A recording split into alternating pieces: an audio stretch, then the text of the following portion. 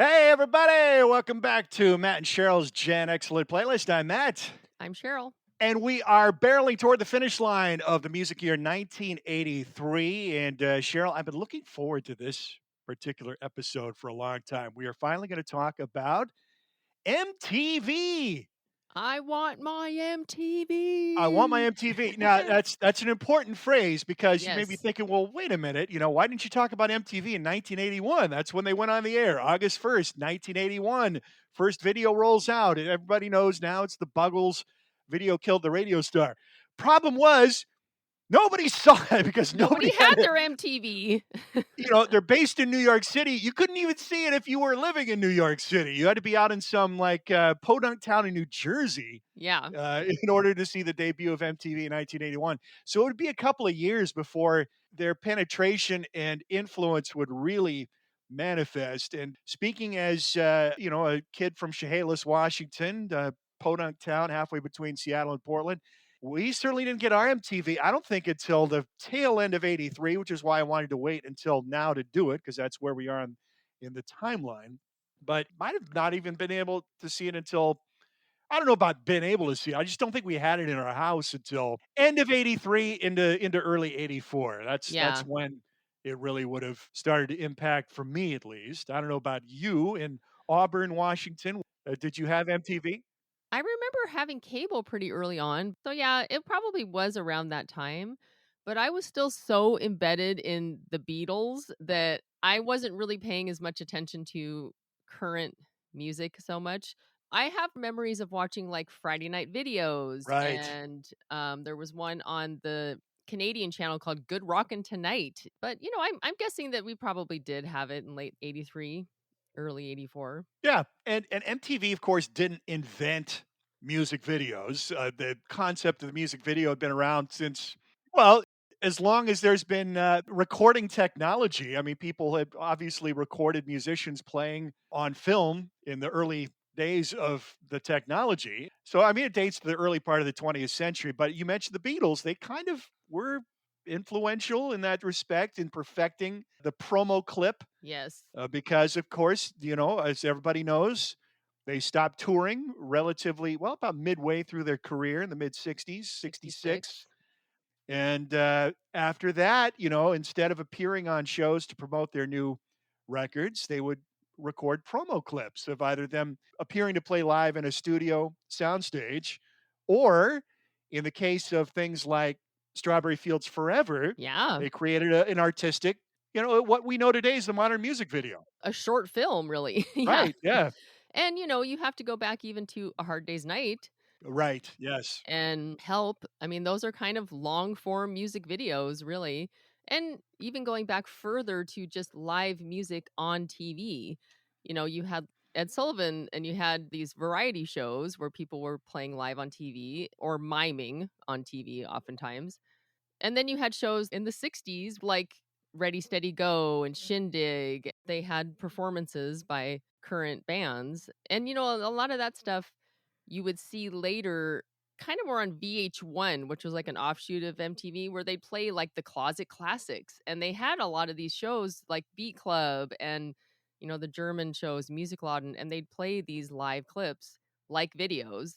But yeah, I feel like the Beatles were kind of the first to really do, like you said, with Strawberry Fields, and Penny Lane has one too, where they were doing more like an actual, a short film to the song. They were definitely influential in that regard. I would put Queen up there as one of the influential acts as well because their Yeah. Bohemian Rhapsody single was a massive hit in England. It was a lesser hit in the United States, but it was a hit here.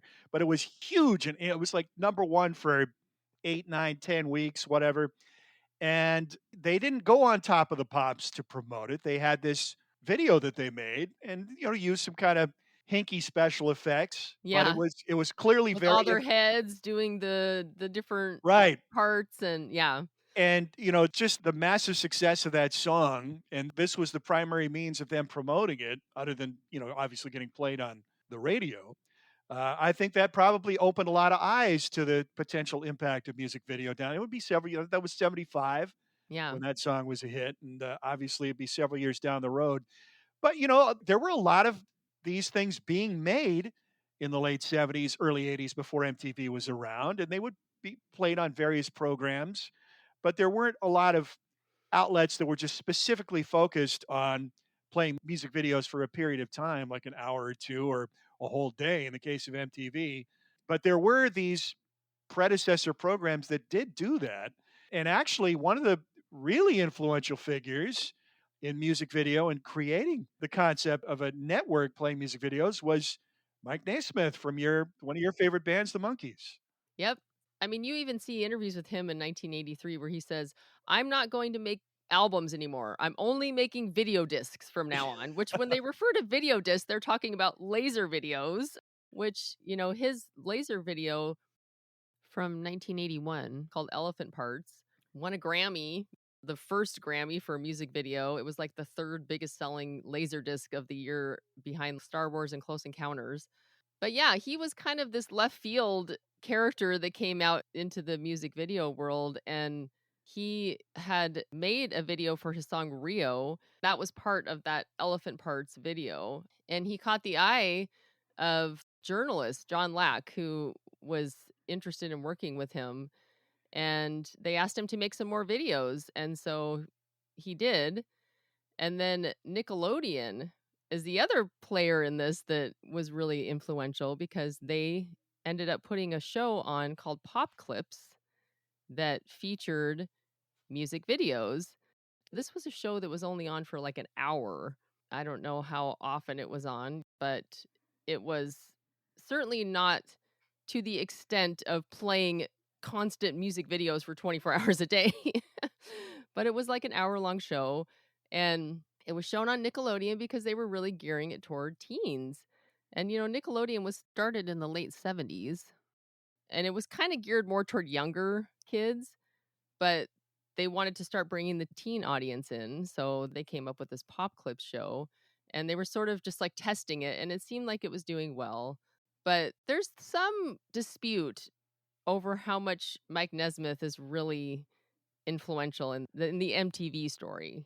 Yeah, that's why I don't wanna get too deep in the weeds about, who is primarily responsible because there's Yeah, so many varying accounts and people claiming to be the mastermind. There's a lot of names. Lack is one, clearly. Bob Pittman, I mean, all these guys have their let's own go. version of events, which is not worth really getting into. But I highly recommend this book. It's super entertaining read. I want my MTV, And the there's, uncensored yeah, story of the music video revolution. it's an Yeah. oral history, which is really my preferred way of getting music history. Yeah. Me Um, too. and there's an accompanying documentary that really kind of mirrors the book as well. It's quite entertaining, worth watching. But we should say that a lot of the executives, people are there at the ground floor at the beginning. They're coming from rock radio. They're radio people, particularly AOR format, and that's how they envisioned MTV at the start. Was basically that same format, album-oriented rock, white rock artists, basically, Yeah. and that was their, when things got a little tense come 1983 when people are saying, well, why aren't you playing any black artists? Michael Jackson is all of a sudden taking off and his videos aren't being played on MTV, much to the consternation of his record label and their president, Walter Yetnikoff, who started making threats against the channel. And they said, we're going to pull all of our artists off your channel if you don't start playing Michael Jackson videos. Well, then there's differing accounts about that. So you say, no, we didn't get threatened. We made our own decision. He said, she said, a lot of the early Yeah. history of MTV. But that's how they envisioned it at the beginning was, an AOR FM rock station on television. Yeah. But there weren't a ton of videos available for them at the very beginning. And a lot of the videos that they played weren't things that were being played on AOR radio unless it's a handful of, Yeah, like Rod Stewart and, yeah. but it's kind of mind-boggling to me that they actually thought this was going to work. Like, how did they possibly think that they were gonna have enough to do a 24-hour video station? I mean, somehow they came to the conclusion that they had enough videos to do this, but that really was not the case. I mean, they were already repeating videos. By the 50th video I think they played, the first day, they were already repeating videos. And so the amount of videos they had to choose from were so minimal. And like you said, not all of them were bands that were necessarily gonna be played on AOR radio. Not all of them were bands that I've ever even heard of. Like, if you look at the first 200 videos that they played on MTV, about 10 of them are Rod Stewart videos, number 1. And Rod Stewart was a big rock star coming out of the '70s, and he was able to maintain his popularity pretty well throughout the decade. Yeah, but a lot of the videos they're playing in these early Rod Stewart songs are not songs that I know even, and they weren't, like, big hits for him, I don't think, and the videos are not good. And the one thing I like about the early MTV is they play a lot of Who songs. There's 3 videos that they recorded in the same setting, You Better You Bet, Don't Let Go of the Coat, and then they also had a video for Eminence Front, which was basically a live performance, which was like a sound check for the '82 tour. So they were playing those in pretty heavy rotation early on, but the bands they were playing were like, they did have Pat Benatar, they had REO Speedwagon. Those are bands that are played on AOR radio, but they had like several Cliff Richard videos. And you know what the big surprise for me was? In the first 200 videos, there's like 3 Split Ends videos they played. They did a whole album of videos for, the Yeah, True Colors album. because they actually had videos, and Yeah. so they were playing them. Also a band that would not really necessarily be an AOR band, so they were really just pulling from whatever they could find, but they were trying to keep it current enough. They weren't going back and taking the Beatles videos. They weren't doing the live clips from Beat Club. They were doing some 60s artists, but it was their current songs. So, I mean, they were definitely trying to keep this current, but they just didn't have hardly anything to choose from. I mean, there's a Todd Rundgren song that's one of the early ones, and he was a early video Yeah. pioneer as well. Time Heals is the song that they played. It was like one of the first 10 videos or something. And that's not a popular song of his, and it's Yeah. not a rock song. So, yeah, it was definitely a shaky start, I would say, as far as just what they had to work with. So it's interesting to me that, claiming to be this AOR station on TV, but because of the limited number of videos they had to play, they obviously had to bend the rules a bit. So they're playing a lot of new pop, a lot of the new stuff that's coming out of England, like Duran Duran, the new romantic bands and stuff like that, which doesn't necessarily fit into an AOR format. No. Again, there are adventurous programmers scattered throughout the country that are adding these things to the playlist, but for the most part, AOR is a pretty conservative format.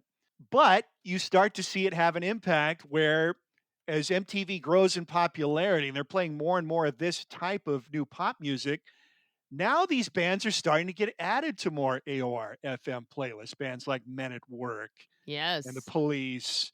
The Fix. Right. Yeah. Mhm. So it's starting to have an impact both ways.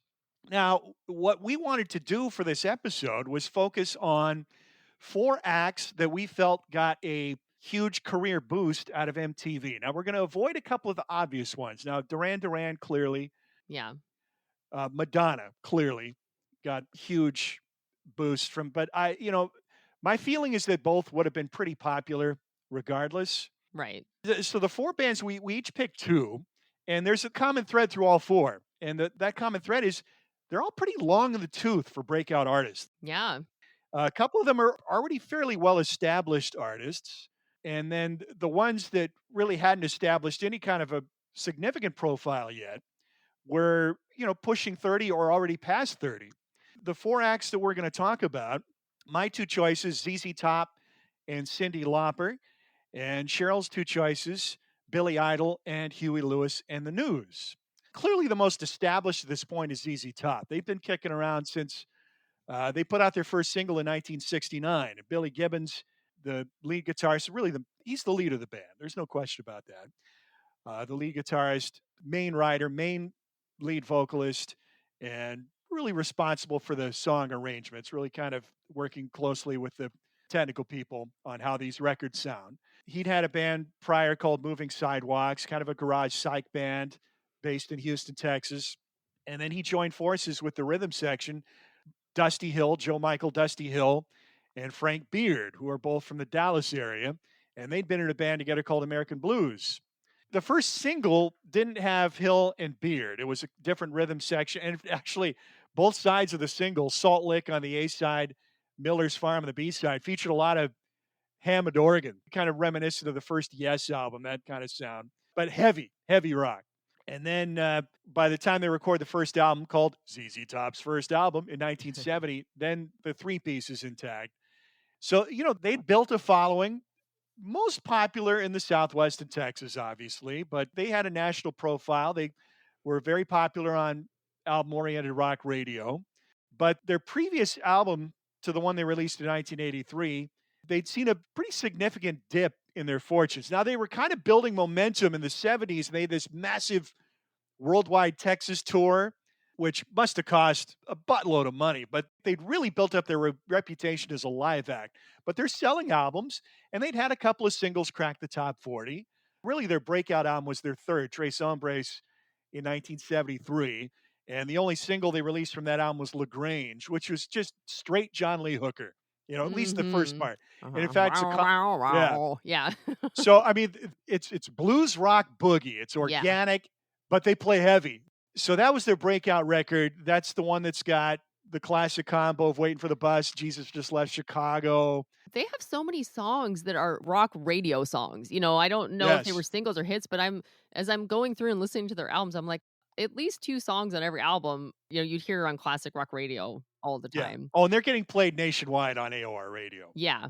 They followed that up with the half studio, half live album Fandango in 1975, and then Tush off Mhm. that record was a pretty significant hit. It reached the top 20 in Billboard.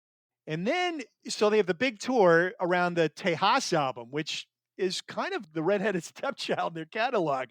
No real hit singles off that record, no songs that radio played a whole lot, even AOR radio. Arrested Driving While Blind, I think, was the song that probably got the most plays on radio off that album. But even though the album didn't sell tons, they pretty much ignored it on their greatest hits packages. They were really getting a rep as a must see live act for a good reason. They just killed it on stage. Great, great live band. And at this point, the heavy touring and recording schedule's taken its toll. In particular, the drummer Frank Beard is really struggling with drug addiction, heroin addiction. So they stepped away for a couple of years. They kind of disappeared for a couple of years and didn't show up again until 79 when they released the DeGueo album, which is a killer record. Yes. Love, love this album start to finish.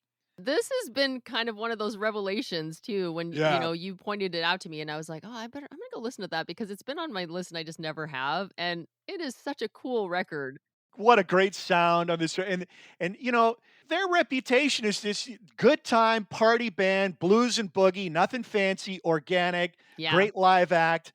Although they were sneaky. It's really a fascinating band because you've got this fourth member, Bill Ham, behind the scenes, this mystery man who is trying to find any interview with this guy or him being on camera ever at all. I had this feeling that he had like a double life as a CIA agent or a spy of some kind. But he's kind of like the business end of things. He's taking care of all that. He's the band manager, but he's also the producer on every one of their albums. He's listed as the producer.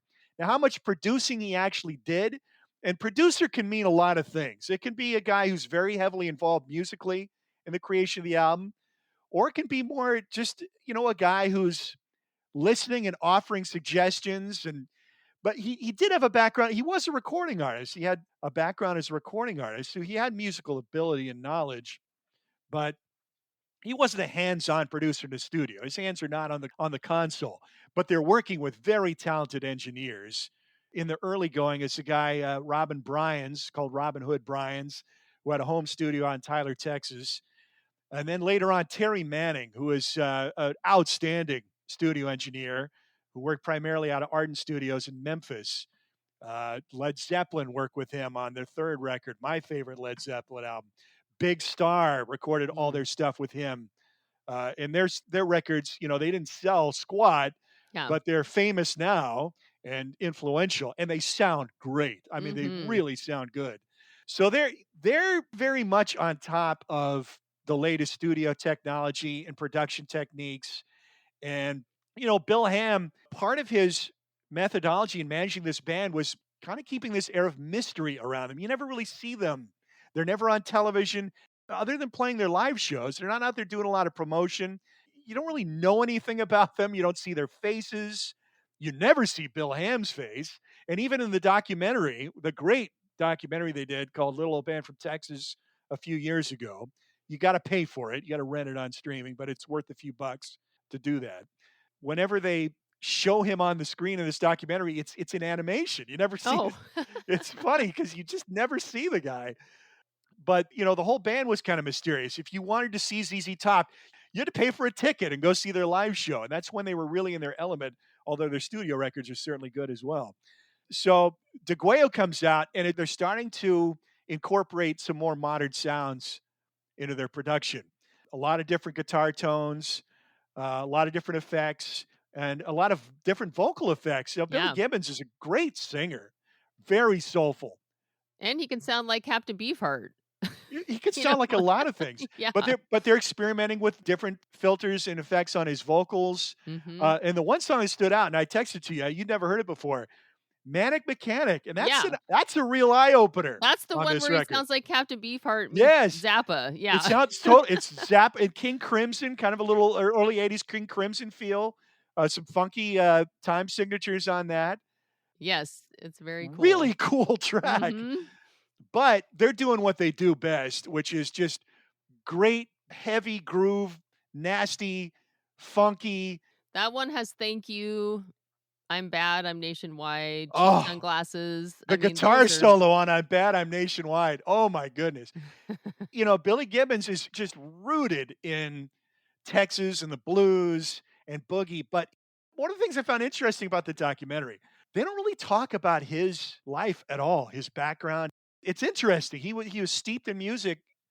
His father conducted the Houston Symphony. He worked with Hollywood studios producing music.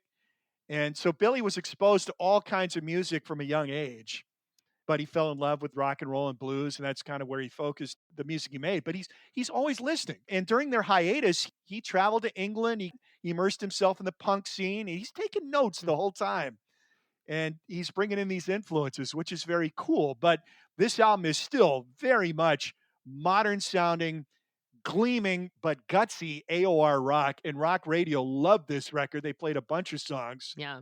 off this album. But then El Loco comes out a couple years later, and they take a step back commercially. So this is the album that has Tube Snake Boogie and Pearl Necklace on it. Oh, yeah. But they're really getting more experimental, particularly toward the end of the record. You're starting to hear synthesizers show up. But even Yeah. from the early days, Bill Ham tried to make this claim that they're totally organic, everything's live in the studio, no overdubs, but they're doing some funky things in the studio to make their sound bigger from the very beginning. So that was always an aspect of it. And they're always on top of the latest technology. Bill Gibbons is a total gearhead. So their records sound great. They're even using tapes on stage that people don't even realize it's going on, particularly once they start bringing the synths in. And then, when the Eliminator album comes out in 1983, they're fully embracing this new technology. And it's a real shift in dynamics. And as a result, they're having a successful career. They're selling a lot of records, but they're not having big hit singles. So they're not like big time, Yeah. selling millions of albums and having hit singles, but they're having a successful touring career, selling enough albums to do pretty well for themselves. But after the backtrack a little bit with El Loco, they fully embrace the modern aesthetic and they embrace music video at the same time. And this is where they really hit it out of the park. The iconography on the videos for the Eliminator album really lifted them into the stratosphere. And they still maintain this aura of mystery. So, one of the interesting things now is their visual presentation, which begins with the DeGuayo record. Their time away, Dusty and Billy grow these big long beards. And now this is a part of their image. Mhm. So people aren't necessarily, unless you're a big ZZ Top fan and you're going out to see them live, you're not necessarily aware of this yet. If you're only hearing them on the radio, you don't really know what they look like. But then on the El Loco album, this is the first time they really showed their appearance. Now, they've kind of been on a couple of record albums in the past, but always obscured or turned away from the camera, like the Fandango album. It's got them live on stage, but Billy and Dusty are facing each other. Dusty's really turned all the way around looking back at the drummer, Frank Beard. Billy, it's more of a side pro. You don't really see their faces. Yeah. You kind of see them on Tres Hombres, but they're washed out photos. You can't really see them very clearly. Same on Rio Grande Mud. They're in this the muddy river in the distance. You can't really see their faces that well. But on El Loco, and it's a cheesy album cover, Yes. it's very cheesy. Now you see them in all their bearded glory. But you can't really see their faces because 'cause they've got these big beards, Right. covering Yeah. them. So they're not making videos yet. No videos from El Loco. Now they're making videos. They get this guy, Tim Newman, and he's from the Newman family, the Hollywood royalty, Randy, Alfred, the Hollywood composers. He's Randy's cousin, Hmm. and he's directed commercials. And Bill Ham basically gave him a very simple directive. Billy's got this hot rod car that he's poured a lot of money into, and it's finally finished. It's the famous car on the cover of the record, Mhm. the Eliminator car. This car's got to be in the video.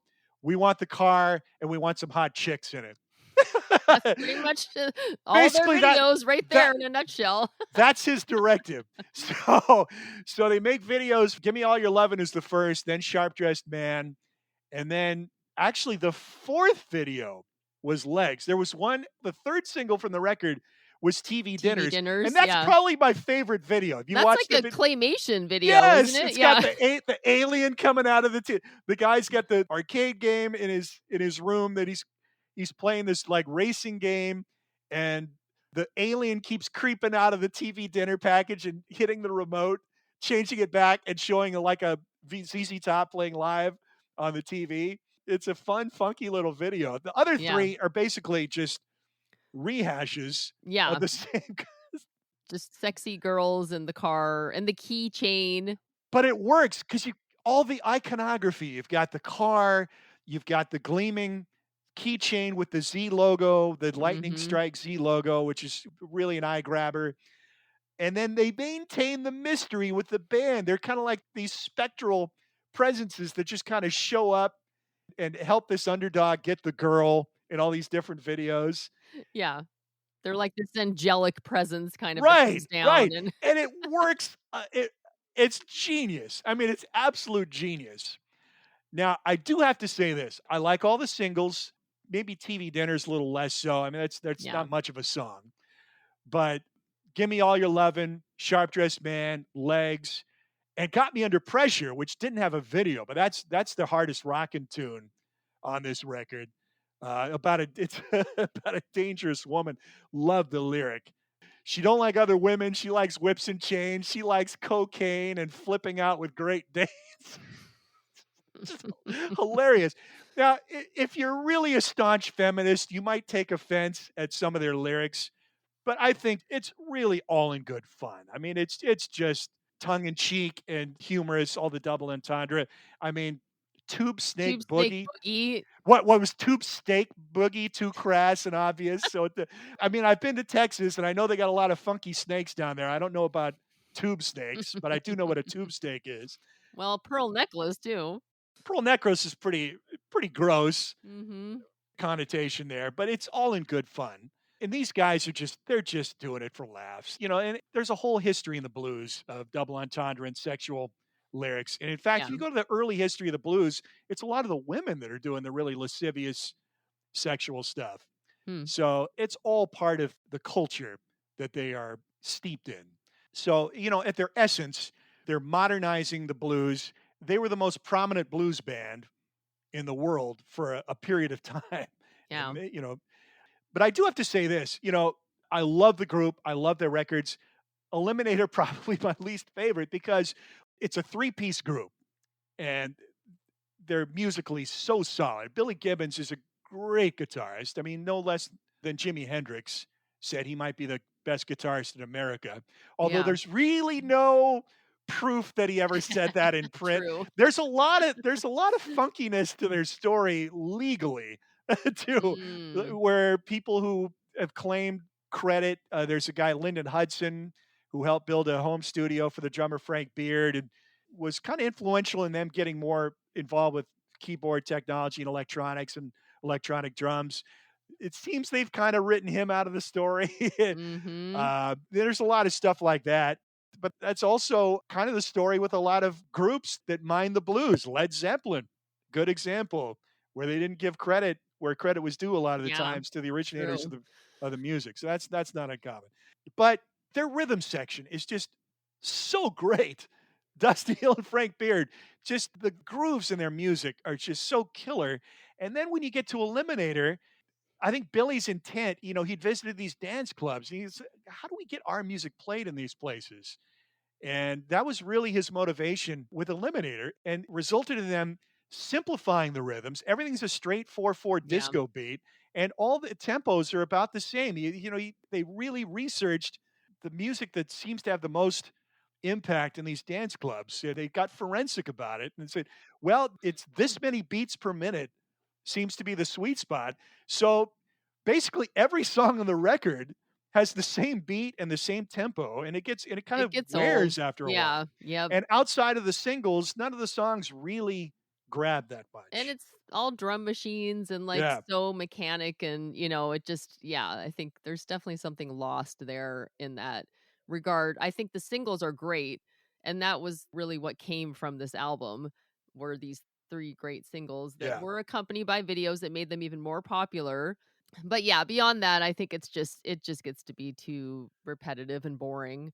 I mean, the fact that they were basically just, like, creating this album in the studio without Frank Beard and putting in these drum machines and yeah. putting in it was really just built by Billy Gibbons. Billy is he's really the brains of the ad. I mean, Yeah. he's the far most heavily involved in producing these records. He's there with the technical people, as I mentioned. Dusty and Frank, they're doing their parts, but they're not nearly as involved in the composition and arranging part of these songs. No, and I don't even know how much they're doing their parts. Like, I think that Frank wasn't even Well, playing. Frank in particular, yeah, They basically added drum fills that he did, but the yeah. actual beat is just a drum machine. Which is sad to me because he's a great drummer. He's Yeah. so good. But he also was having a lot of substance abuse Right. issues, and I Yeah. think he was just unreliable, and so, Billy Gibbons was just gonna forge ahead and make a record like he wanted it to be made. I can understand that, and, I mean, they all appear in the videos, and they were the touring band, so it wasn't like they were just completely eliminated from Eliminator as far as the band goes, but for the recording, more or less, they were. Yeah.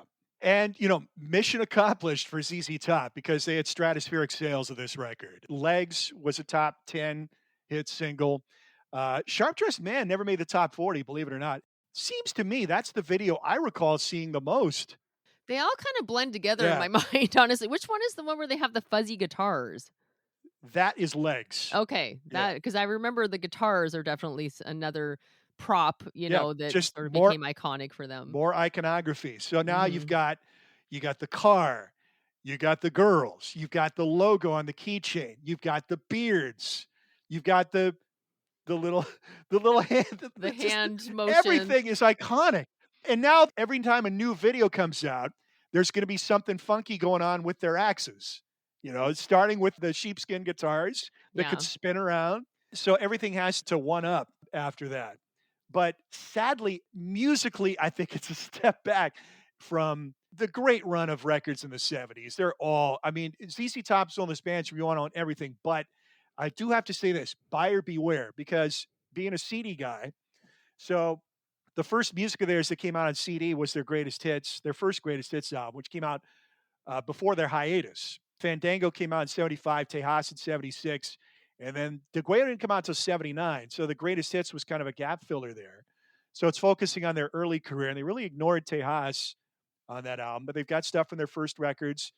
Holy smokes, Francine, Just Got Paid. I'm from, Tres Hombres was their breakout album, but their first two albums still have a lot of killer material on them. So the greatest hits CD comes out and it sounds good, but after Eliminator comes out, then they went and when they released their catalog on CD in 87, they went back and they remixed all their old albums and gave them the more modern Eliminator sound. Oh, no. So it's the more mechanical drums, synthesizers. So they futzed with all their old records. Now, I think El Loco came out intact on CD because they're already El Loco is when they're making that shift. Yeah, they're already moving in that It's the direction. transition album. You can safely buy that on CD. The Guayo on CD is also the original because that came out pretty early on. And then Tres Hombres and Fandango were later reissued on Rhino Records when they went back to the old mixes. So you can get those on CD with the old mixes. But as far as the rest of it's concerned, the only way you get the actual original mixes of those albums is by getting the full studio albums box set, which is a 10 disc set. Mhm. And that, it's kind of a ripoff, Yeah. of their fans. But again, there's a lot of chicanery going on in the management of this band. I don't know how much of this was Bill Ham's idea. He's passed on now. He's no longer with us. And Dusty Hill sadly died a few years ago as Fairly well. recently, yeah. Yeah, the band's continued on with one of their guitar techs, Elwood, taking his place on bass. So I've kind of shied away. I've liked ZZ Top for a long time, but I've only had those albums on CD that I know are the true recordings, the original recordings.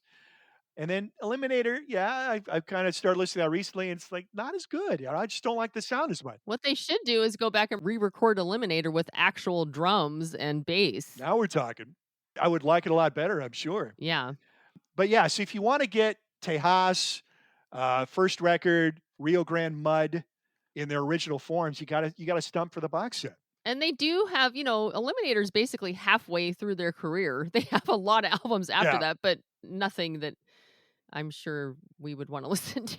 Yeah, Afterburner comes out a couple of years later, and that's Yeah. basically a rehash, similar It's a sound. rehash of Eliminator, even with the album Uh, cover and everything, yeah, yeah. less successful. The singles aren't as Nah, good. yeah. And then they start to kind of revert back to form. But, despite all of these mid 80s changes, they're still bringing it live. It's a must see live band. Must see live band. But they end up selling over 20 million copies of Eliminator. And Huge! no way do they come close to that without the music videos. No chance. Yeah, and they are also are one of those interesting, you talk about these artists we're talking about today that have been around for a while. They definitely were the ones that were around the longest. And to make that leap, because, we've talked about this, one of the things that MTV did was sort of eliminate a lot of these artists that were, not super attractive and didn't have, These guys they're not pinups. no, but they found a way. Frank Beard is probably the most normal looking of the Yeah. three. But they found a way to get around that by using, this cool imagery, using women, using, Yeah. sex, and it worked for them. And, they ended up being kind of one of those. There's a handful of artists that really did benefit from MTV that were older artists, Yeah. whereas the majority of them did not. There was definitely more cases of people that didn't find their place in the current MTV rotation because they just couldn't. Christopher Cross. Yes, Christopher Cross is an example, a good example of that, and there's just a lot of artists in that case. So, it is kind of a cool story, the way ZZ Top made it happen. They are the most established act when MTV rolls around. I guess the second most established act would have been Billy Idol, who came out of the British punk scene in a band called Generation X that released 3 records. Yeah, and Generation X had quite a few hits in the UK. They made no impact in the US. Billy Idol was part of the Bromley contingent, which was this group of people, Susie Yeah. Sue, Steven Severin from the Banshees. Suburban punks. Yeah, that followed the Sex Pistols around. Yeah. And so, he kind of came up in that UK punk scene and started Generation X. They're kind of interesting because you hear about how the punks came and just like destroyed all the old rock and roll, which is just total BS because really all they're doing is 60s garage rock and roll. Yep. And Generation X is totally an example of that more than even maybe some of the other bands. But the thing about them is that not only did they have that sound, but they weren't afraid to wear their influences on their sleeves and even sing about them in their songs. Ready, steady, go. Ready, Steady, Go was one of their hits, and Yep. that was a really popular TV show in the 60s where they were playing the Kinks and the Who and the I'm in Stones. love with And Kathy McGowan. oh, they say I'm in love with the Beatles, the Stones, Bob Dylan in that song. And so, I think it's kind of cool because really you always hear about how like Johnny Rotten was walking around with a shirt that said Pink Floyd that he wrote "I hate" on it. And I mean, that's what Pete Townsend wrote "Who Are You" about because he felt like, the punks were coming in and like pushing those old rock and roll bands into the gutter. But Billy Idol just didn't have any problem with the fact that those were his influences. Yeah. And I actually really like a lot of their music.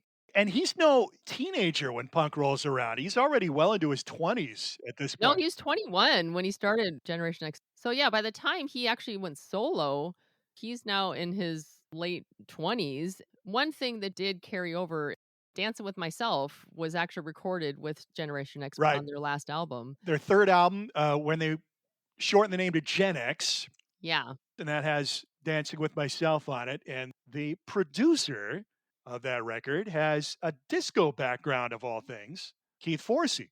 Keith Forsey produced that and produced all of his solo albums going forward. And really, Dancing with Myself came from the discotheques because they were touring in Japan and they saw all these women dancing in front of mirrors, dancing with themselves. And that's what he wrote the song about. I'm actually kind of surprised that Kiss Me Deadly didn't carry over from that album too, because that's actually a really cool song. That's not the same song that Lita Ford. yeah. I had to go back and listen to Lita Ford Kiss Me Deadly because there are a lot of similarities. It's Really? obviously it Okay. has the same title, the same Yeah. chorus, but when I heard the Gen X song, I was like, "Wait a minute.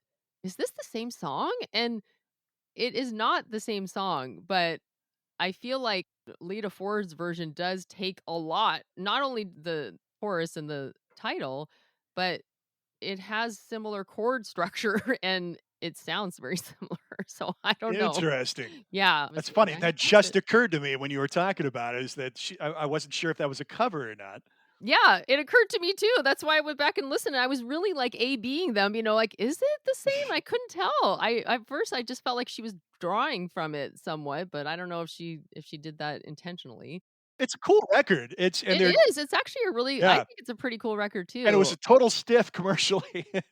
Yeah, which is why Billy decided to go off solo and he moved to New York and he started his career as a solo artist in the US.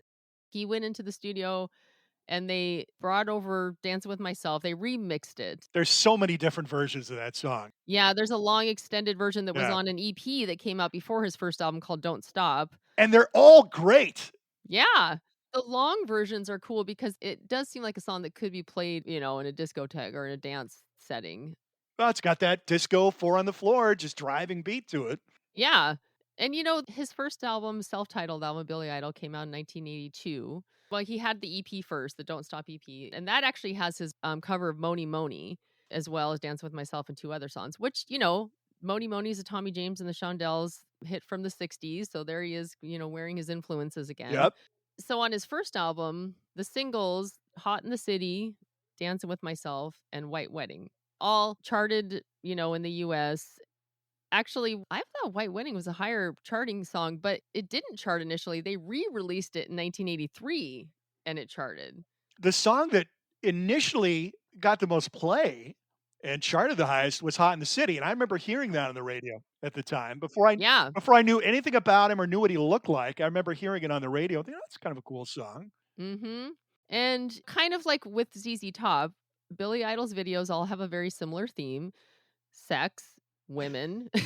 His themes are basically leather, chains, crosses, sex and women, and that sneer and Yeah, shirtless definitely getting loaded is a big part of it too. and getting loaded. Yeah. So they all kind of have a similarity to them like that. But he was one of those artists that did embrace video and knew that it was going to benefit him. And he wanted artistic control over his videos. I think he was pretty aware of what he looked like. He knew that his look would sell. He knew that sex would sell. He's got this image of this hedonistic, rocker with kind of 1 foot in punk and 1 foot in metal and a third foot in disco. But Yeah.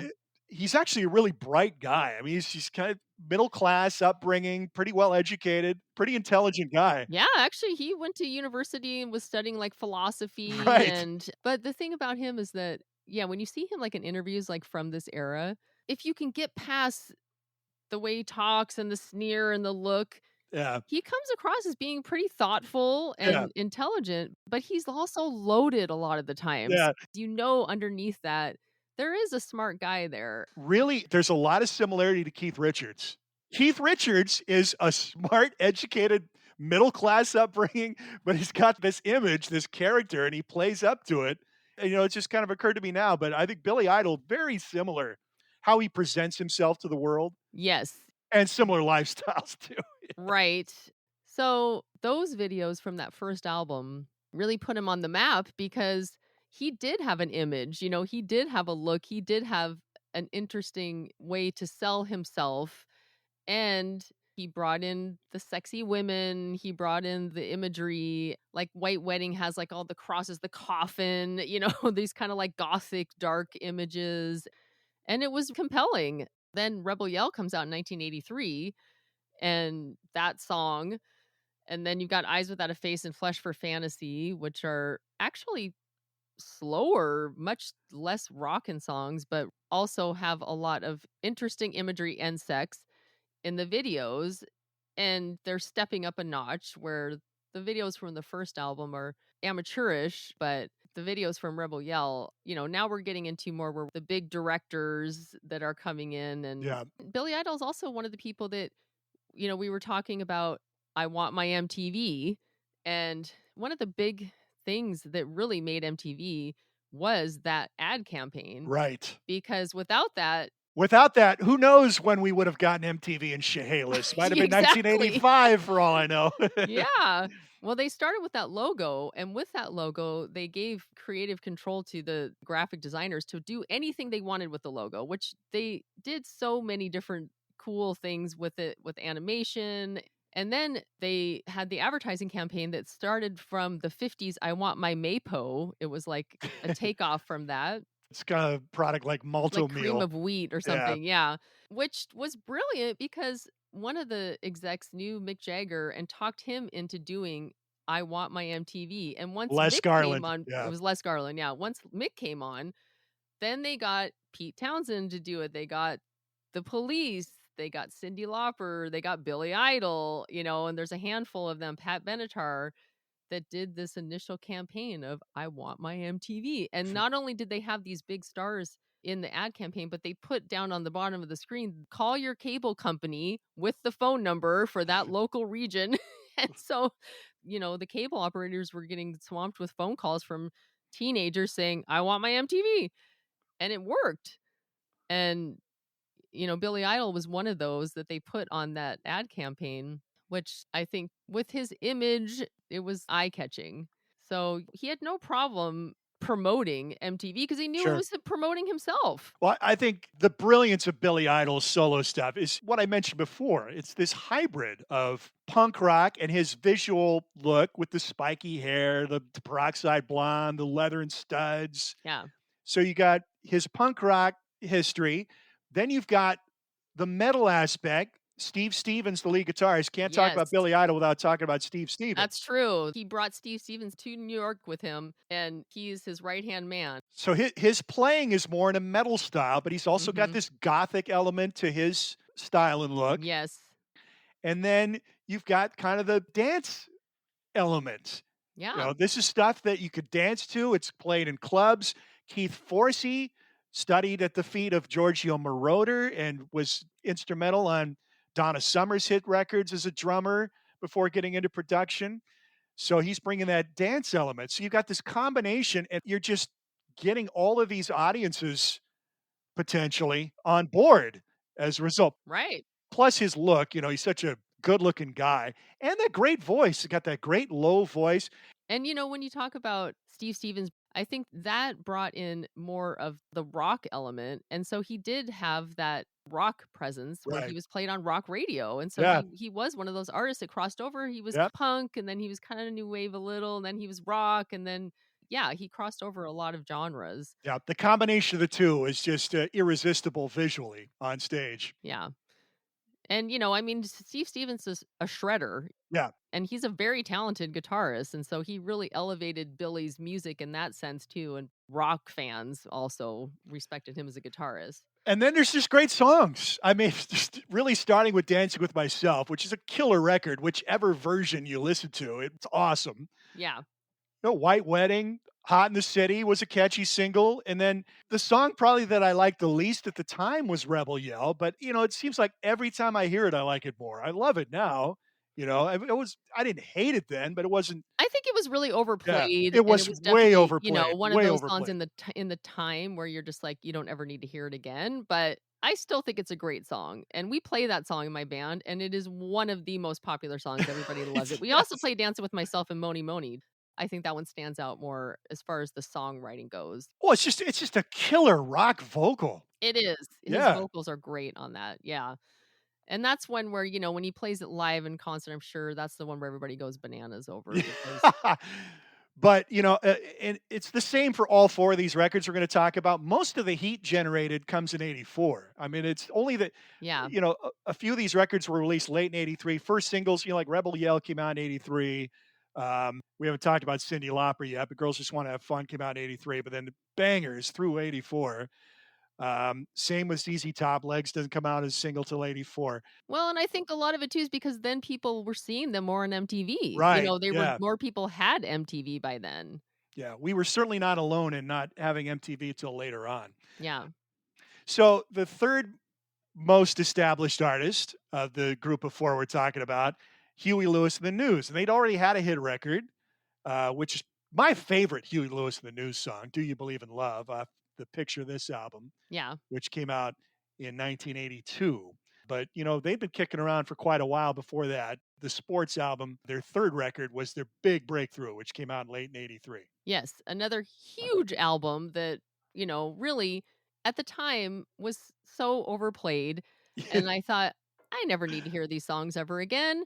But I have to say, I have a newfound respect for Huey Lewis and the Totally, News. totally. And this album in particular, I actually went and listened to Sports before we were going to do this episode just because it was a Right. 1983 Me album. too. Yep.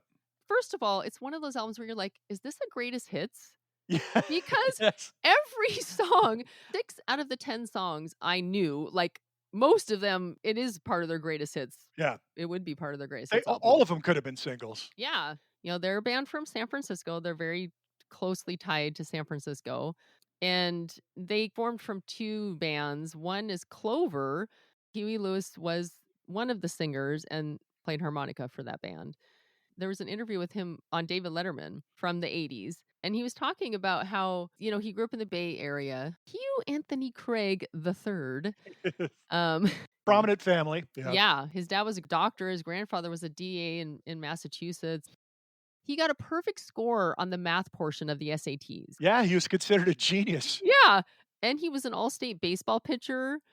Really smart guy, so he went off to college, or before he went off to college, actually, he decided to take a year off and he hitchhiked to New York from San Francisco. And that's where he learned how to play harmonica. Stowed away on a plane to Europe and busked in Europe with his harmonica. Then when he came back, he went to Cornell. He dropped out like his junior year. And again, we got to mention how old these people. So Billy Idol is late 20s, almost 30s when he really breaks through with Yeah. Rebel Yell. ZZ Top, these guys were all in their mid 30s when Eliminator came out. Huey Lewis is only 1 year younger than the members of ZZ Top. Yeah. When Sports came out, Huey was 33. Yeah. So he had already gone through all of this. He joined Clover and he was playing harmonica, singing lead. And then Clover actually, sans Huey and the other singer, were the backup band for Elvis Costello on his debut album, My Aim Is True. Not a shabby thing to have on your resume. Yeah. Nick Lowe, who produced Elvis's album, found Clover. He discovered them, brought them into the studio to record with Elvis Costello, and then they had a few albums out too. They had like several albums. Then the band broke up, and so Huey and I think the bass player were the 2 that were from Clover that joined forces with this other San Francisco band and then became Huey Lewis and the News. So, they were like a pub rock band, very similar to Nick Lowe with Brinsley Schwartz and Rockpile. In fact, when you listen to the early Huey Lewis and the News albums, the first 2 albums, you can really hear actually the similarities between that and Elvis Costello, My Aim Is True. You get like that pub rock sound, and it's very similar. Their first album, they basically just recorded like live in the studio.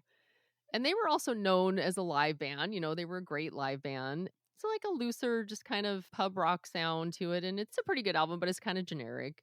And their first album is Huey Lewis and the News, and it's got the whole band on the cover. Their second album, Picture This, is just Huey's face on the cover. So now they seem to be focusing more on him, and I mean they were never just called the News. They were always Huey Lewis in the News. One of the things that just had me cracking up in this book is there's a reference to these acts that weren't video friendly necessarily, and somebody mentions Huey Lewis in the News. Look at the picture of this man on that second record. Yes, He's a freaking Adonis. I mean, the guy is he so is handsome. so hot. And It's the thing, we were talking about this earlier, and I was thinking about this. At the time, I never thought that Huey Lewis was hot when I was like 16 or 17 years old, but he was 33. right. So, I didn't really think. I mean, I'm a guy, so obviously I didn't think of him that way either. But same thing. It's just like he's kind of older guy. I yeah. didn't think of him as being particularly, like a sex symbol or anything. But now that I'm in my mid 50s, I look back. It's like, Jesus Christ, I would commit murder to look like this guy. You know? Yes. Well, and that's what now when I go back and watch videos, especially like I Want a New Drug, like, Huey Lewis is so freaking hot, and it just never really occurred to me because he was an old guy then, but Yeah, now I'm like, "Yeah, he is hot." The picture this album has "Do You Believe in Love," which was their first US top 10 single. just a great pop Great song, song that just barely missed out on making my playlist for that year. written by Mutt Lange, Yes, yeah. and actually was recorded by Mutt's band Supercharge in 1979. They recorded a version of it, not nearly as good. So they made a video for that song. It's not a very good video. It's just the band performing, and Huey's like wearing like a ton of makeup. It's so strange to me. It looks really weird. The other song on that album that was a top 40 hit was "Working for a Livin'." They had a video for that song, but it's just not exciting or anything. There's another song, "Hope You Love Me Like You Say You Do," which was Hope also you top love me 40. like you say. And that has Tower of Power horns on it, and it kinda sounds more like what they were gonna be doing later with, like, The Power of Love and Hip to Be Square. I don't really remember that song, No. but it was a top 40 hit, I guess. And there's a video for that too. "Do You Believe in Love" is really the one song that's kind of endured from that Yeah. era. The album as a whole is good, but not great. Not Yeah. great. Now, when you get to sports, it has, I would say, like sort of an iconic album cover, which is taken at a club that they used to play at in San Francisco all the time called the 2 a.m., which everybody called it the Deuce. It's a sports bar, it's a dive bar. And I think that's kind of the other thing too about that album and just Huey Lewis in general, how we're talking about how he's hot. Now we know he's hot, but back then is that they just looked like normal dudes Yeah. too. When I think of like the early MTV, I think of Duran Duran. I think of, this very Yeah. exotic locations that they were filming on and like how beautiful they were and like dressed in these, They weren't in a tribe. Duran Duran was new romantic. I mean, yes. they didn't belong to any of these. Yeah, I mean Billy Idol was part of the punk Right. movement. Yeah. And then, Huey Lewis they were just guys that played in a bar, Yeah. Just guys who love music, good players, Yeah, just regular dudes. regular dudes, and that's what you see on this album cover, and, the album's called Sports, which that's a play on the news because, Right. it's part of but at the time when I think about it, it just seemed more like a band for dudes. But the fact is, they were like sports loving guy. Huey Lewis was a great athlete as a youngster. They were Yeah, all big sports fans. They were all big fans of the San Francisco sports teams. You would see them if there was any prominent nationally televised game in San Francisco, chances were they were singing the national anthem. that's Yeah. true, yeah, It makes it a little more of a clever album title. yeah, but so many singles from this album, so many hits from this album. Heart and Soul, which I really like this song a lot, and once again, they're covering a song here, which was actually recorded by the band Exile in 1981. Their version it's really long, it's like 6 minutes long, and, like, half of it is an instrumental, and it's not that good. Then the Bus Boys did a version of it that's kind of like a funky reggae version. Neither of them have that cool guitar break in the middle, which I think is one of the things that makes that song really stand out. And Huey's version is so much well, I should say Huey and the News. See, I don't like that they actually are called Huey Lewis and the News because they are a band. Like they are a band. Yeah. It's the same Yeah. guys playing together for all these years They're and really good players. they're really good players. And so, calling them Huey Lewis or just saying Huey Lewis, I think does a disservice to the band because really it's the news. But anyway, their version is so much better and really one of my favorite songs of theirs. And I love that cool guitar break in the middle that, like I said, isn't in any of the other versions. The other singles, of course, I Want a New Drug. Side one is just all singles. I mean, Heart of Rock and Roll, Heart and Soul, Yeah. Bad is Bad, Yeah. and I Want a New Drug. That's all on side one. Yes, some of their biggest hits, and, I think that the one that I see and hear the most is I Want a New Drug, which at the time was one of those songs that I was like, "I don't ever wanna hear this song ever again," because I've heard it a billion times, but I actually think it is a good song. Yeah, on that song, the hook is the horns. Great horn hook. Yeah, and I think they do a lot of that. They use the Tower Power horns. And they're one of the bands that really utilize that well. Like, you don't just get the sax solo that is just like, oh, ABSS, another bloody sax solo. You get you get the full horn section, which I think is really cool, and it does elevate their songs. Yeah, so side 1, just killer, every song. Side 2, Walking on a Thin Line is actually one of those songs that I do recognize, and I remember this song. It's my favorite song on the album. Yeah, and it sounds more like the second record. It's more in that vein. A lot of Huey Lewis, the News singles, they're kind of tapping into an older, like pre-Beatles R&B rock and roll sound. Yeah, like rave up kinda, yeah. Walking on a Thin Line is more modern sounding pop Mhm. song. Yeah. Yeah, it does seem kind of like the most modern sounding song on the album. It's one of his more serious songs. The lyrics, actually are he's writing about a veteran's post-war stress, so it's not just like a lot of the songs are kind of a little more goofy or Yeah. they're more love songs, and this one has more of a story and a message behind Yeah, it. and that was the last of the 5 singles they released from the record, so the momentum is kinda tapering off at this point, so it's Yeah. not as well, but it's a It's really a good really good song. record, It's yeah. definitely the most mature sounding Yeah. song on Oh, the yeah, album. yeah. And then on side 2, If This Is It is the other song that was a single, and that's another, like, a doo-wop kinda Yep. sounding song. Could have been on Billy Joel's An Innocent Man, would have fit right in there, yeah. Yeah, but that's their influences. I mean, they are coming from, like, the heart of rock and roll, that's what drives their sound. So, as far as the videos go, Heart of Rock and Roll, Heart and Soul are not as memorable. I think I Want a New Drug is the one that's the most memorable, but I really feel like that album was just so huge. Sold millions and millions of copies, and I don't think that that would have happened if it weren't for MTV because I think they would have kind of been a little bit more generic like their first 2 albums. Then they went on to do the songs from Back to the Future, The Power of Love, that was a big hit single for Yep. them. Huey Lewis was in the movie. He plays one of the people that are picking the band for the high school prom that Michael J. Fox is in. I mean, I feel like he was kind of a natural, in front of the camera. He had that charisma, and so that helped them a lot, I think. Yeah. Should also mention Bad is Bad, which was not a single. It's the only only track on side 1 that wasn't a single, but he came up with that when he was working with Thin Lizzy. Thin Lizzy. Yes, It was strange and Phil com Lynott actually covered that song. Yeah. You can hear it on YouTube, he would play it live, and it was a faster version. Yeah, they were touring with Thin Lizzy, Clover was, and that's where he met Phil.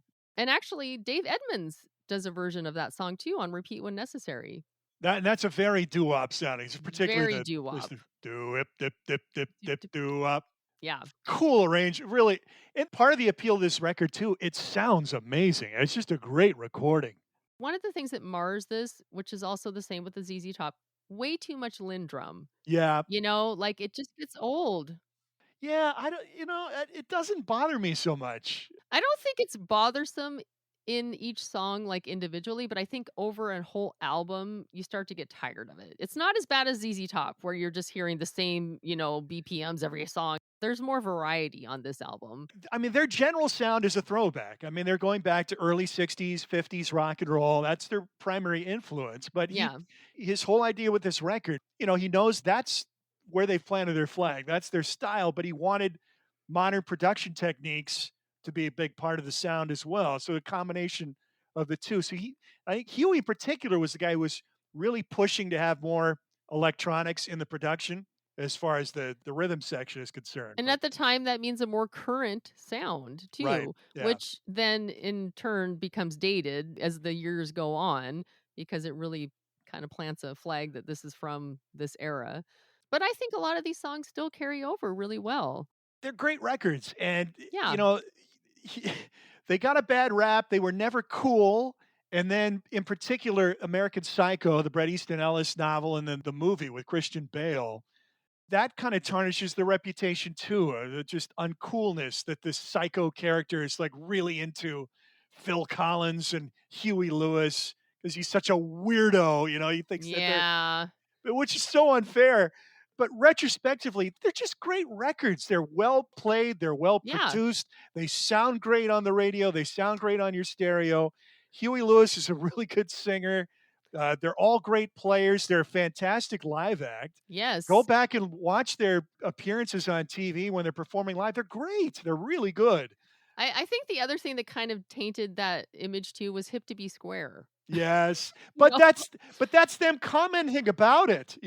Yes, I mean, they're addressing it and they're being lighthearted and Yeah. they have that silliness about it, that they can embrace, but I think in the end it It kind didn't of have the effect they wanted, I don't no, think. no, I think it's detrimental to their image, It really. just emphasized more their squareness than their Their hipness. squareness and their silliness, like, I think that was kind of the thing too, is that a lot of their songs come across like and I Want a New Drug is one of them, where it's kinda like it's just kinda goofy, there's a goofiness about them, but they're not that like you said, they're very respectable musicians, they're a great band, and Huey is a great front man, and really, it's a shame, he has Yeah. Meniere's disease, which affects his hearing, and so they're no longer able to play live, the Meniere's is very tricky for a performer because not only does it affect your hearing, it affects your balance too. So, I mean, if you're, yeah. an on-stage performer, that's a double whammy, And it you know? comes and goes. So, Yeah. like, he'll be fine one day, and then the next day he just can't hear, and it'll happen sometimes in a performance. A couple years ago, they put out a new album that had, like, 7 songs on it because that's when he was diagnosed with this condition and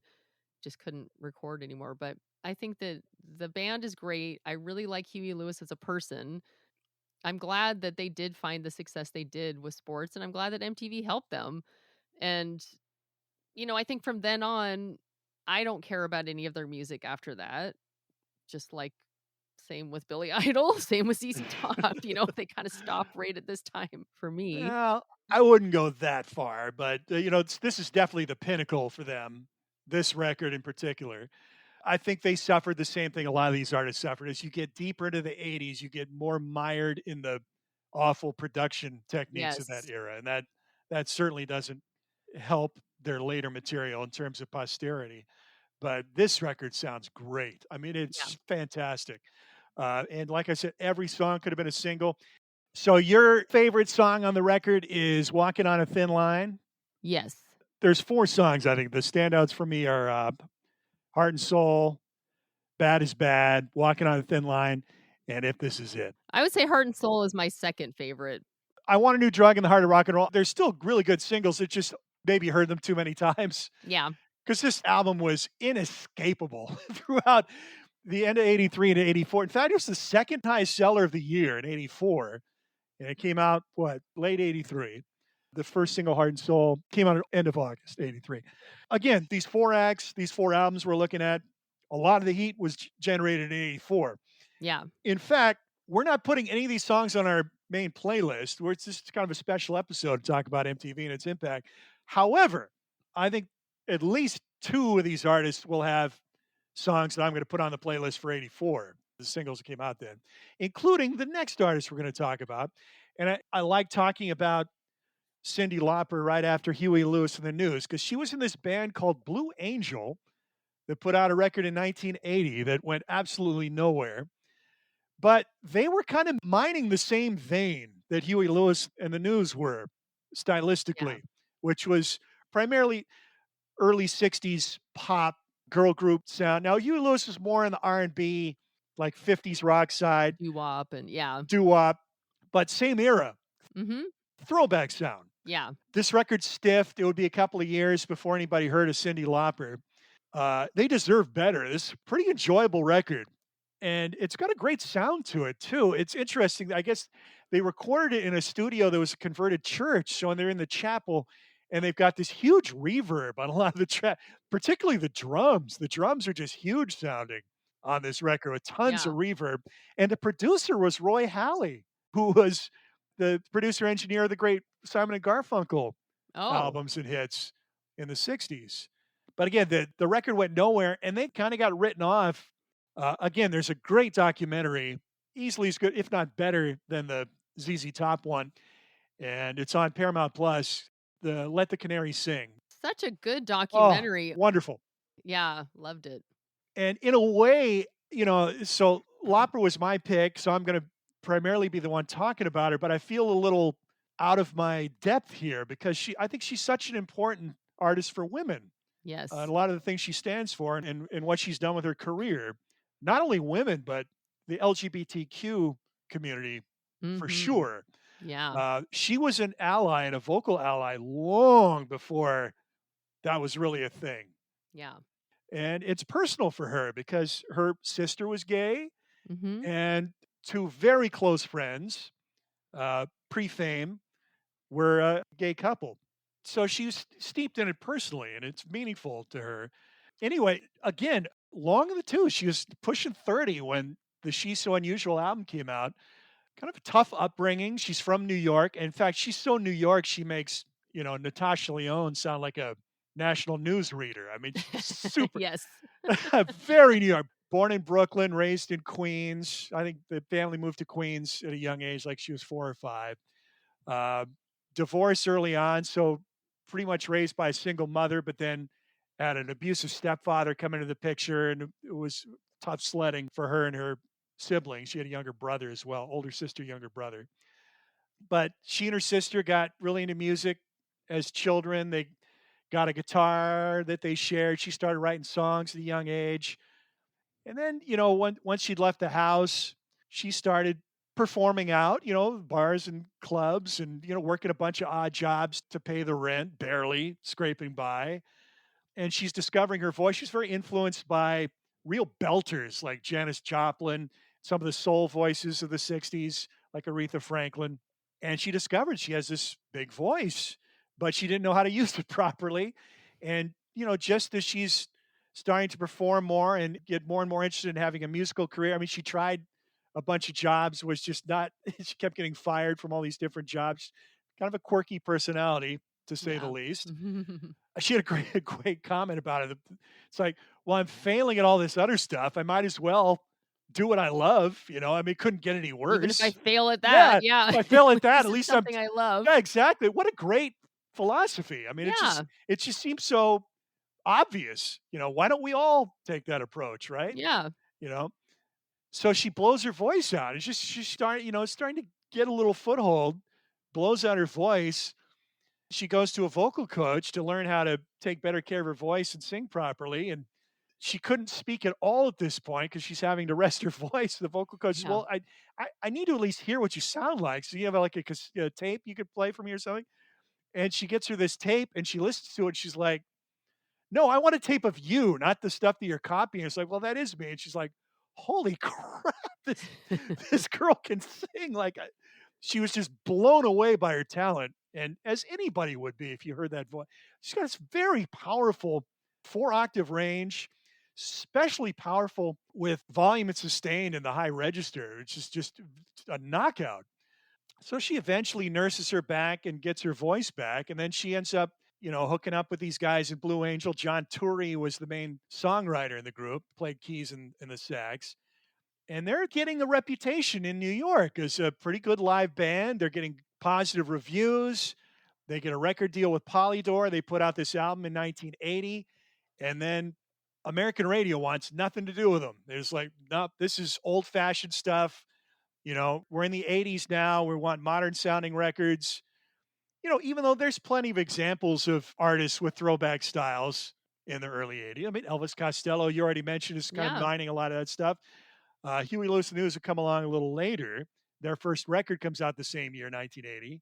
But they can see the writing on the wall. It's like they're not going to get played on the radio, which means they're not going to sell any records, and the record sells diddly squat. They ended up breaking up soon after when they were dropped by their label, Polydor. And then she's back to working these shitty jobs again and singing in clubs. She meets a guy who would become her boyfriend, Dave Wolf, who would take over her management. First, had to get her out of a legal wrangle because the old manager of Blue Angel was suing her when she tried to pursue a solo career. So that Yeah. kind of delayed things even further. But Wolf, he's got a connection in the music business. This guy named Lenny Pizzi, who was an executive at Portrait Records, which is the division of Epic, which is part of Columbia CBS, big major record label. He gets her taped to him. He gets her signed to Portrait, and then the wheels start to spin. It's like, okay, we've got this $1 million voice on our hands. What are we going to do with it? We got to make sure we hook her up with a producer and get some good songs, potential hit songs for her to sing. They didn't never once thought that she'd be like a singer songwriter, writing her own material. Although she was in Blue Angel, she was co-composing a lot of the songs on that Mm. record, and it's worth seeking that album out. It's a fun listen. Yeah, very Ronnie Spector-ish Yes, vocals yeah, and Phil mhm, Spector, Wall of Sound production, mhm. and it's just a showcase for her big voice. Every song really is, Yeah, but that's kind of the record's downfall, in my opinion, because it's an impressive vocal performance throughout, but it just gets a little too samey after a while. She's yeah, belting in the same register in a lot of the songs and, over singing a bit, and it just kind of wears you out after a while. There's not enough yeah, diversity on the record, but they're a good band. I mean, they can play and it's a quality sound, although it is a throwback sound. It's not too dissimilar to the stuff that Kirsty McCall was doing, and she's one of my absolute favorites. Her early records are very girl group influence, and mhm, actually really throughout her career.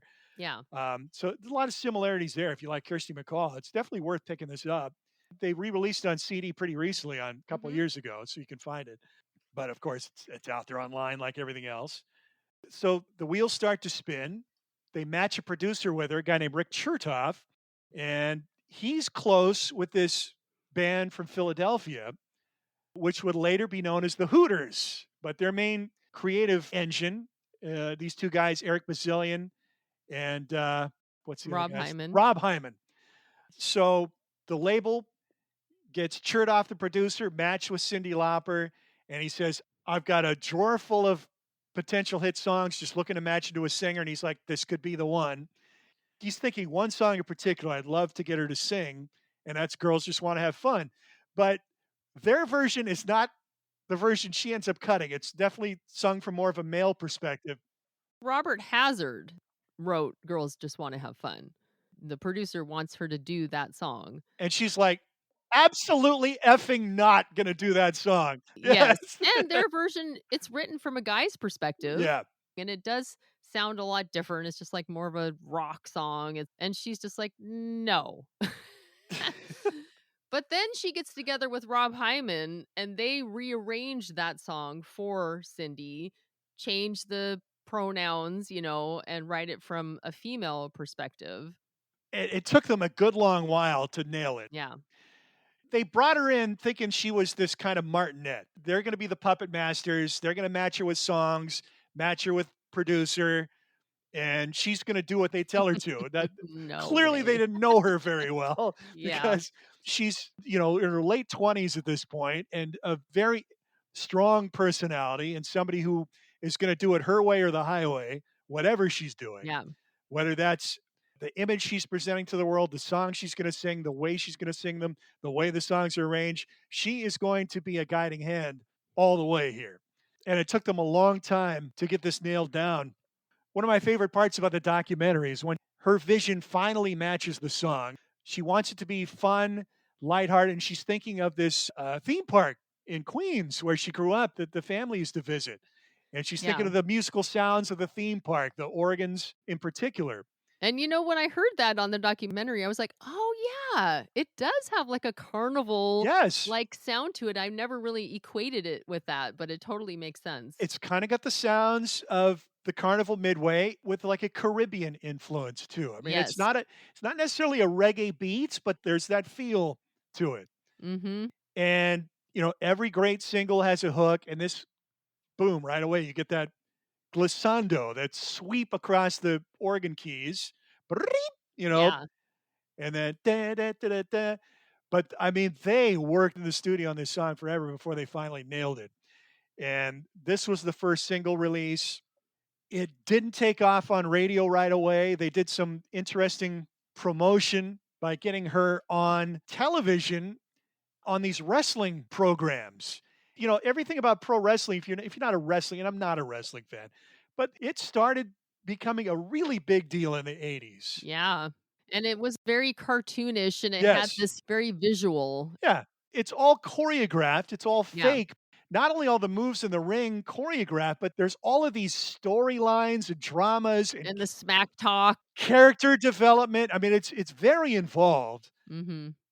And her boyfriend manager, Dave Wolf, was a big fan of pro wrestling, and it was kinda his idea to get her out there, and it's just kind of like a unique promotional idea. Yeah, he knew Captain Lou Albano, and actually, they showed her in that setting managing the number 1 female wrestler of the time. Yeah, so they basically wrote her into the storyline Yeah. of this wrestling production where she is supposedly managing this female wrestler, and she gets exposure that way and gets her name out there. The record label was about to give up on the single and stop pushing it, stop promoting it.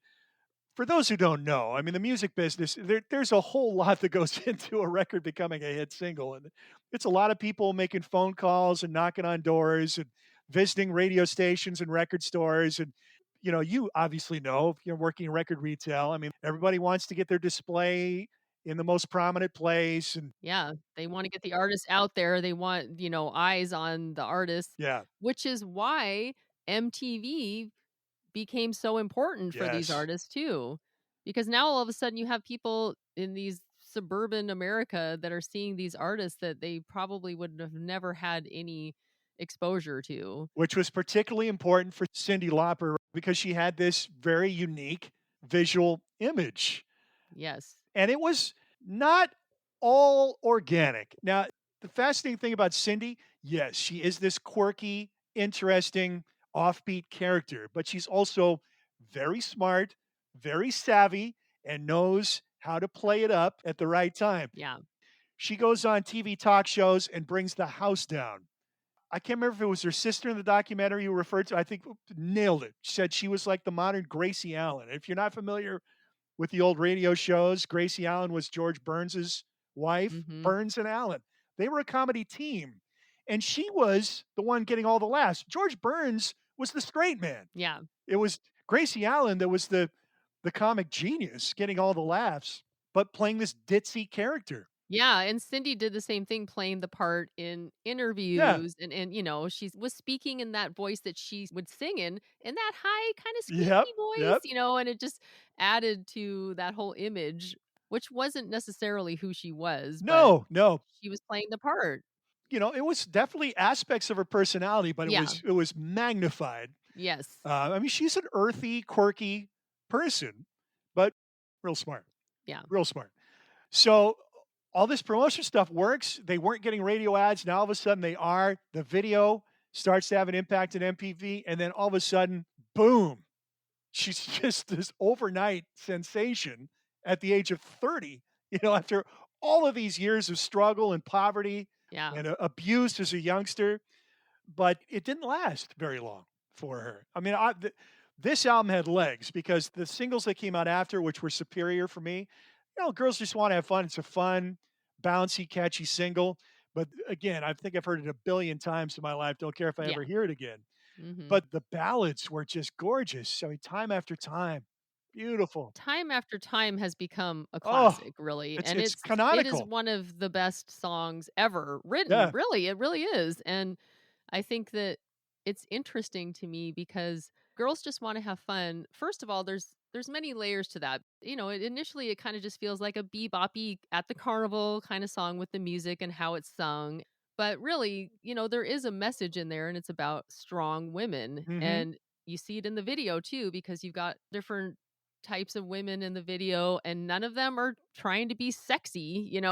They're not the ZZ Top girls. No, and that's something that you don't see a lot on MTV at this time, And also, you've got Cyndi with that bright red dress, which she's wearing on the cover of the album, which is shot by Annie Leibovitz. And she was very into fashion. She was into art and she saw the color, the bright red, and the way like the dress would sweep when she moves. She worked at this hipster thrift store, Hmm. and a lot of her wardrobe came from the store. Yeah, she was wearing all this vintage clothing. I mean, she obviously had a style about her and she had this vision and she could make it happen. Well, she talks about the album cover in this documentary, and I really hadn't thought about it or looked at it that closely, but it is really interesting how they use, Yeah, the bright a lot colors, of this detail. a lot of detail there. Her shoes off, dancing in the street, and there's like this exciting thing about the visual aspect of it. And she uses that in the video too. And Captain Lou Albano's in the video. He plays her dad. Her actual mom plays her mom in the Yep, video, yep. which is really cool. And for years, I think people still think Lou Albano is her real father. Yes, I know. She was like, he's not our Oh, I think it was her sister. It goes, Lou Albano is not our father, by the way. Although she was pretty much raised Italian. Her mother's a Sicilian. Her Yes. father her real father was German. That's Lauper. Hmm. But really the Italian influence very strong. Yeah. Yes. But I love that she has her mom in her videos and she's in the Time After Time video, which is a very autobiographical, Yes, and really. that's Dave Wolf, her manager boyfriend That's in her the boyfriend in video. the video. Yeah. Mhm. Which I think that video really does feel like a little movie, and that Well, song. she's a great performer, and the best videos had those type of people in them. Yeah. Duran Duran's a perfect example. Their videos were successful. Yeah, they were beautifully staged and made, but Simon Le Bon had an acting background. He was very Yes. natural in front of the camera. He's very charismatic. And Cyndi Lauper had that it factor too about her, Mhm. that, and I think a song like Time After Time, it is telling a story and the video is following that story, but it feels genuine because she does have that presence about her. Oh, the end of it with the tear co I mean, Yes. it's a great performance in the video. Now her and her boyfriend did stay together for several years after Yeah. that. They did end up breaking up, so it wasn't like that happened at the time, but I think you could really feel the They emotion. married and divorced, I believe, yeah. No, they never did Oh, they marry. did They were never but engaged, yeah. but they didn't Oh, marry. okay, okay. But you can really feel the emotion. I mean, that song is one of the most emotional songs anyway, but you can really see it and feel it in the video too, coming from her, which I think just benefited that song as well. What was the other single from this album? Well, there's 5 singles. All Through the Night. That may be my favorite. That's a Jules Shear song. Just a Mhm. beautiful ballad. Beautiful. Mhm. Yeah, and I really like Jules Shear's version of that song, but hers is better. She's a great interpreter. She really is. Well, the lead track on the album is "Money Changes Everything," which is a cover of the Brains song. We talked about the Brains a while Yeah, back in our Steve produced by Lilly. Steve Lillywhite. That was the Steve Lillywhite album that nobody bought in 1980, but, Yeah. that's a great song, and her version of it is fantastic. It's a great power pop number. And Mhm. then the other single was "She Bop," which is probably my least favorite of the 5, but Yeah. still clever. Right, and that I'll was I'll the let you one. I'll let you talk about that one. That was the one that I think before you saw the video, there was maybe an inkling that it was about masturbation, and so then you saw the video and it's like, "Oh, okay, yes, it obviously is." And, there's a lot of lines in there too that they play up in the video and it's got little like animated sequences and stuff and it's funny, but I think that it's also one of those empowering Yes. moments for women, that I mean, no one is singing about masturbation, especially a woman, and No. not in a way that is, not in a shameful kind of way. It's like celebrating womanhood. And I think that that just was another example of her being this role model that she just kind of stepped into and a lot of young women looked up to. That song I think is one of those that maybe not everybody got it and it didn't endure as much as the other singles, but I think it was important. Yeah, it's more important it's just a goofy song. I mean, Yeah. Yeah. she bop, we bop, bebop, alula, she bop. It's okay. Yeah, which is why it's easy to dismiss it as like, Yeah, oh, it's just a silly pop song. But when you really know what it's about and think about the times and how she was a voice for women, where there were very few, especially in the MTV era, because even the women that were getting exposure on MTV, not just the background women that were dancing all sexy or whatever, but you had a handful like Pat Benatar was one who was a strong female presence on MTV. But then, you a lot of the other people are like Madonna or like, where they are selling sex Yeah. themselves. And so I think that she was unusual. She's so unusual in that way that, she didn't take that route. That just wasn't her. My teenage self found her sexy. I mean, just the fact that she's being her own self. Yeah. She's not a Mhm. traditional beauty, but her character shines through. Yes, her authenticity shines through. Yes. And I think that's huge, and I think that's what both girls just wanna have fun, and especially Time After Time really is what kinda solidified her as that sort of role model, but like you said, her actual popularity in the music business did not last. No.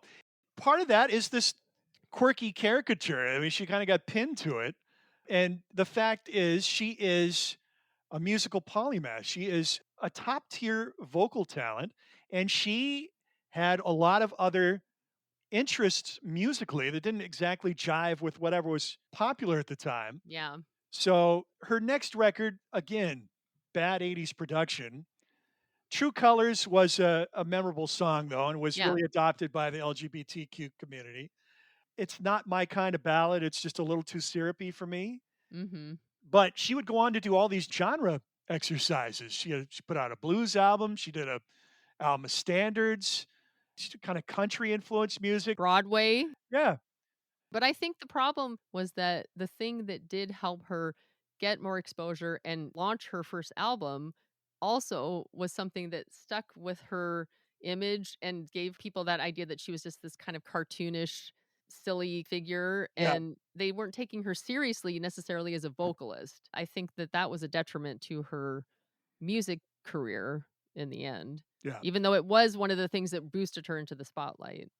So, great singles on this album, and I would say this record and the Billy Idol record, I'm almost certainly gonna pick a song for '84 from these albums, the singles that came out the following year. So, I'm kind of filing Cyndi Lauper away. I mean, vocal talent-wise, she put out a record in '93 called "Hatful of Stars" that got a lot of good reviews, Mhm. but again, didn't sell doodly. But, I would investigate her later music. There's a great clip, and it was memorable at the time when she appeared live on stage with Patti LaBelle, who was notoriously. Oversinger. Yes, yes. Yes. Now, obviously very talented vocalist, but, notorious oversinger, and I'm somebody who thinks Aretha Franklin oversins a lot too, so don't necessarily take my opinion for it, but she went out there and was just going back and forth with Patty on stage, and I think opened a lot of people's eyes like, "Oh, she's not just this little pop moppet. I mean, this girl can really Goofy. sing. Yeah. Oh, yeah, She's she got a held her big own. time voice." Yeah, Well, and, she didn't have that many albums. I mean, she only put out 3 albums in the '80s, and they were all 3 years apart from each yeah. other, so she went long stretches without putting out music. Yep, she's just kinda followed her own muse. But I think that can definitely hurt an artist, Yeah. especially when you're hot, you gotta stay hot, you gotta keep the albums coming, and she didn't do that, so, in the end, she probably paid for it, but I think that she still kept her integrity and is, doing what she really loves for herself, which is, I think, it's just as valuable as an artist. She won a Tony Award for Kinky Boots, Yeah. composing the music for a hit Broadway musical, and no solo female had ever done that before. That's quite an accomplishment. Mhm. And that's really where her focus is now is on musical theater. But, yeah, it's all about timing. The timing of this record's release with MTV's emergence, the eye-popping visuals, and then her personality was easy to sell to the public, and they ate it up for, at least a year and a half, and then True Colors was a big hit song, Yeah. but that album didn't sell nearly as well, and again, we're getting into the icky '80s production at this point, and yeah, it's gonna get it's gonna get more interesting as we go along. We're still in the golden age of pop here, '83 continuing into '84. There's plenty of classic pop, but once you get to '85 and beyond. Every artist we talked about today, their album after the one that came out in '83 is between '85, '86. It's just like almost unlistenable of the production because, yeah, it's so dated. But these are the big four that MTV boosted to major prominence in '83 into '84. ZZ Top with Eliminator, Give Me All Your Lovin', and Sharp Dressed Man released as singles in '83. Huey Lewis, The News with the Sports album. Second biggest selling album of the year, 1984. Do you know what number one was? Thriller? Yes, Thriller, which was released in In 1982, was 82, I know. still the biggest selling album in the We started universe. talking about that on our podcast from 1982. I know, it's amazing. Yeah. Uh, Heart of Rock and Roll was the first single released in '83 off that record. Billy Idol's Rebel Yell and the title track released as a single in 1983. And then the She's So Unusual album by Cyndi Lauper with the lead single Girls Just Want to Have Fun released late in 1983. Now we got one more episode to go. And I've been holding out here. I still have two songs to add to the playlist. One's going to come off my album of the year, which we'll announce in our final episode of 1983. Mike, your husband, will join us as well with his song and album for 1983. Has he waffled on that, or is he still I don't sticking with even the? know. I can't remember. It's God, it's been so long since we first started talking about this. I don't even remember now what his album or song is. I'll have to pin him down. And then I have one more song, and it just hasn't fit into any episode that we've done. And I've kind of been holding it back because I think something else may replace it by the time we get there. Yeah, Although it's a country song, and I do want to have country in on the list for '83, so I may stick with it, but we'll see. I've got some more listening to do before we get there. But until then, thank you for joining us for another episode of Matt and Cheryl's Gen Excellent Playlist. I'm Matt. I'm Cheryl. All right, we'll talk to you next time. Take care, everybody.